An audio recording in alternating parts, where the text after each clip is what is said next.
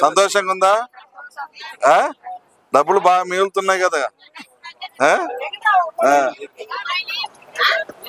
ఈ సందర్భంగా సూపర్ 6 పథకాల్లో ఈరోజు చంద్రన్న మహిళా శక్తి, స్త్రీ శక్తిగా ఫ్రీ బస్ ఏర్పాటు చేయడము చాలా ఆనందదాయకంగా ఉంది. మహిళలందరూ ఎంతో సంతోషంతో ఆనందాన్ని వ్యక్తపరిచారు. చాలా హ్యాపీగా ఉంది. వారు ఎక్కడికి వెళ్ళాలన్నా కూడా మనీ సేవ్ చేస్తూ వారి కుటుంబానికి ఎంతో ఉపయోగకరంగా ఉంటుందని పెద్ద మనసుతోటి వారి ఆలోచనతోటి ఈ యొక్క స్త్రీ శక్తి ఈరోజు ప్రారంభించడం చాలా ఆనందదాయకము, శుభదాయకము. చాలా హ్యాపీగా ఉంది. అలానే మన సిబిఎన్ చంద్రబాబు నాయుడు గారికి, పవన్ కళ్యాణ్ గారికి, మోడీ గారికి, మన ఎమ్మెల్యే అయినటువంటి కందుల నారాయణ రెడ్డి గారికి అందరికీ కూడా హృదయపూర్వక ధన్యవాదాలు తెలియజేస్తున్నాను. స్త్రీ శక్తి తరపున అందరికీ హృదయపూర్వక ధన్యవాదాలు తెలియజేస్తున్నాను. ఈరోజు ఆంధ్ర రాష్ట్ర స్త్రీ శక్తి మహిళా సోదరీమణులందరికీ కూడా ఒక పండుగ లాంటిది. ఎందుకంటే దేశ చరిత్రలో ఎప్పుడూ లేని విధంగా ఈరోజు మొట్టమొదటిసారిగా స్త్రీలకు ప్రత్యేక వసతిని ఈ ప్రభుత్వం కల్పించింది. గతంలో అనేక ప్రభుత్వాలు చేస్తామని చెప్పినా కూడా అక్కడ ఏమాత్రం సక్సెస్ అనేది తెలియదు. కానీ ఆంధ్ర రాష్ట్రంలో మాత్రం ఎక్కడ ఏ మహిళ సోదరిమణిని అడిగినా కూడా చాలా సంతోషకరమైనటువంటి విషయం.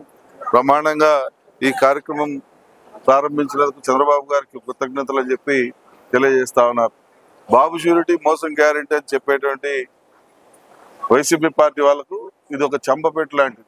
ఎందుకంటే 2 నెలల కాలంలోనే 3 పథకాలు, ఈ స్త్రీశక్తి ఉచిత బస్సు ఒకటి, అలాగే అన్నదాత సుఖీభావ ఒకటి, రెండో తల్లికి వందనం ఒకటి, ఇలా 2 నెలల కాలంలోనే 3 పథకాలని సూపర్ 6 పథకాలని అమలు చేశాడంటే ఈ రాష్ట్రంలో ప్రజలు ఏ రకంగా ఆనందంగా ఉన్నారో, సంతోషంగా ఉన్నారో, ఈ రాష్ట్ర ప్రజల కోసం మా ముఖ్యమంత్రి చంద్రబాబు నాయుడు గారు ఏ రకంగా కష్టపడతా ఉన్నారో, మా ముఖ్యమంత్రి గారికి అనుగుణంగా మా పవన్ కళ్యాణ్ గారు, అలాగే మా లోకేష్ బాబు గారు కూడా ఆయనకు చేదోడు వాదోడుగా ఉండి ఏ రకంగా కష్టపడి పనిచేస్తా ఉన్నారు ప్రజలందరూ కూడా గమనిస్తూ వారి సంతోషాన్ని వ్యక్తపరుస్తూ ఉన్నారు. మాకు ఇటువంటి నాయకులు దొరకటం మా అదృష్టం. ఈ రకంగా పనిచేసి మమ్మల్ని కాపాడుతున్న మాకు ఆ కుటుంబం చల్లగా ఉండాలని చెప్పి ప్రతి ఒక్క ఫ్యామిలీ కూడా ఈరోజు ఆ ముగ్గురిని ఆశీర్వదిస్తున్నటువంటి పరిస్థితి. మేము ఒకటే చెప్తా ఉన్నాం వైసీపీ పార్టీ వాళ్ళకు, ఇకనైనా మీ నోళ్ళకు తాళాలు వేసుకోండి. మీరు మాట్లాడే అర్హత కూడా మీకు లేదు. ఎందుకంటే మీరు ఎంత దుర్మార్గంగా గతంలో ప్రవర్తించారో నిన్న జరిగినటువంటి ఒంటిపెట్ట పులివెందుల ఎన్నికలే చెప్తా ఉన్నాయి.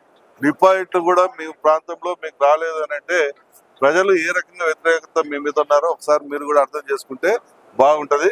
ఇకనైనా తెలుసుకొని మీరు ప్రవర్తించమని చెప్పి మేము విజ్ఞప్తి చేస్తా ఉన్నాం. ఇలాంటి మరిన్ని తాజా వార్తల కోసం ARG న్యూస్ టీవీని సబ్స్క్రైబ్ చేయండి.